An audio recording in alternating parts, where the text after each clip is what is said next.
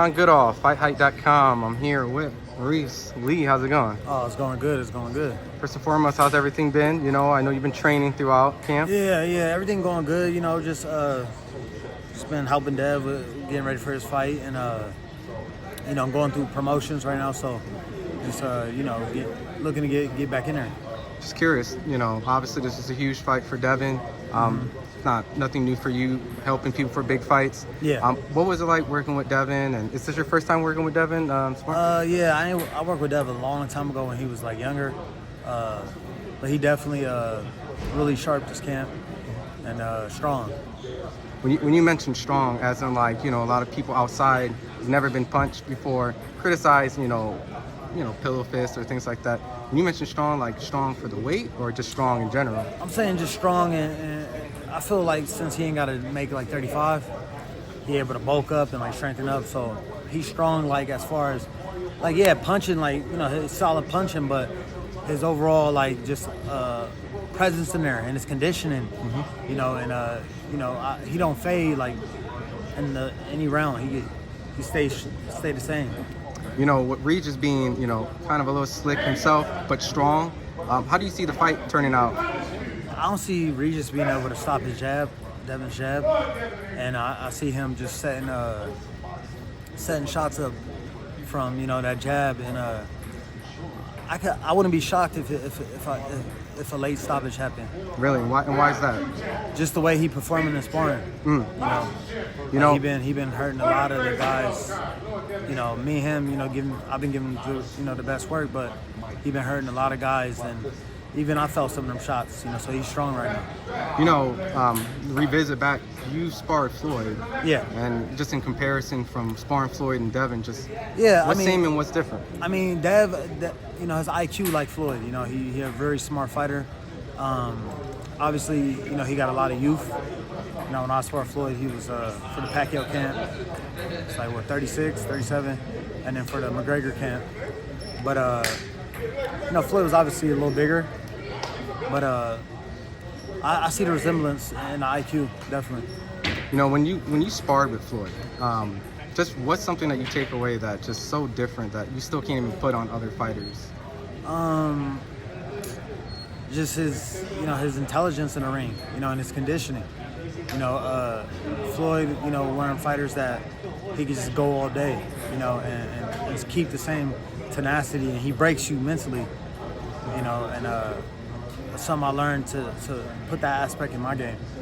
And if I'm not mistaken, have you had a chance to spar Spence, or nah? Or it was almost you were trying to? Oh, you were trying to fight Spence. Yeah, I was trying to. Yeah, when he didn't, you know, he was coming back, he needed to tune up. I'm like, yo, like I would love to, you know, be in that position, you know. So, but I mean, I was sparring, you know, Pacquiao, Porter. I was gonna spar Crawford. They called me to go out there for the Spence fight, but I wasn't able to go out there. So, but you know, I see the rematch with them too, man. I see the same thing happening. Oh, it's Crawford and Spence? Yeah, same thing. You know, you mentioned also you sparred Pacquiao in that sense. For the Spence fight. You know, just kind of bringing Floyd and Pacquiao. What was so different between sparring those two guys? I think Floyd's smarter. His ability to adapt. Pacquiao, the game plan, we was able to, you know, maximize our game plan, and they wasn't really like changing too much to their game plan. Floyd adapts every sparring session, so that's the difference I've seen with that. But I was only in the camp with Pacquiao for a few weeks. They let me go, said I was too big, even though I was fighting at 140 at the time. You know, Devin's always been a very slick fighter, elusive, smart IQ. You compare him a little bit with Floyd. You know, just say in different eras, it's fantasy matches, but you know, Devin's fighting a lot of pressure fighters recently. You know, with a Lomachenko IQ pressure, Regis, everyone's going to assume he's going to pressure. Yeah. You know, a Pacquiao type of fighter, he hasn't came across Pacquiao. I guess it's probably once in a lifetime of maybe a Pacquiao. How would Devin done against like a Pacquiao fighter with his style? I see Dev. You know, I was able to, you know, use the IQ on Pacquiao, and Dev definitely on the, you know, undisputed champion. So, I definitely see Dev would have been able to. But that's always a toss up. You can't really, you know, predict. You know what happened, because that's an 8 division champion in Pacquiao, you know, Hall of Fame. So But I definitely say Dev IQ and his ability, he could have competed, definitely. You know, before obviously I let you go, we definitely have to send out a message to Bomac. You know, you definitely probably should go. I'm definitely curious to see, you know, what your experience is working with Crawford. We definitely need that. Yeah, that's definitely, that's some work that I'm definitely interested, because I know Crawford is a beast, you know, so that's definitely some work that I want to experience and learn from. Now, last time I remember you were out in Korea. Yeah, my last fight was in South Korea on the Pacquiao card.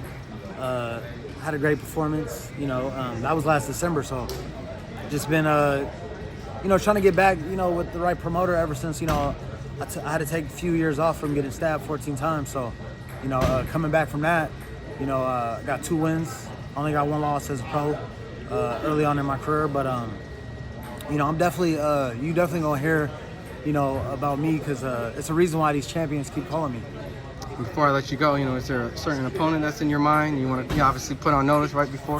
Man, anybody, you know, really after this fight January 13th, I'm looking to fight, you know, the biggest names in the welterweight division. So, you know, really any fighter that is in higher ranking than me, I want to fight. Would you entertain a Jerron Ennis? I know he's been struggling. Yeah, I'll fight. Yeah, I'm not a fighter to turn down anyone. I was hearing they was offering guys like $400K to fight him. It was turning it down. You know, you got offered me 200. Oh yeah? We'll put it on record. Let Bozy know. And 100%. I'll fight. I mean, I've never been a fighter to duck fighters, you know. Especially if the money makes sense, you know. That's always a motivating factor, you know. Awesome. Well, I appreciate the time. Looking forward. Hope we can get that fight for a title. Oh yeah. I mean, obviously, I'm not over here like calling out, like, you know, like I was calling out Spence, and it's like I understand how the game of boxing works. You got to pay your dues, earn those fights. So, you know, a few big wins, and I'll definitely be calling out all the guys with the bouts at the welterweight division. Awesome. Appreciate it, champ. Thank you.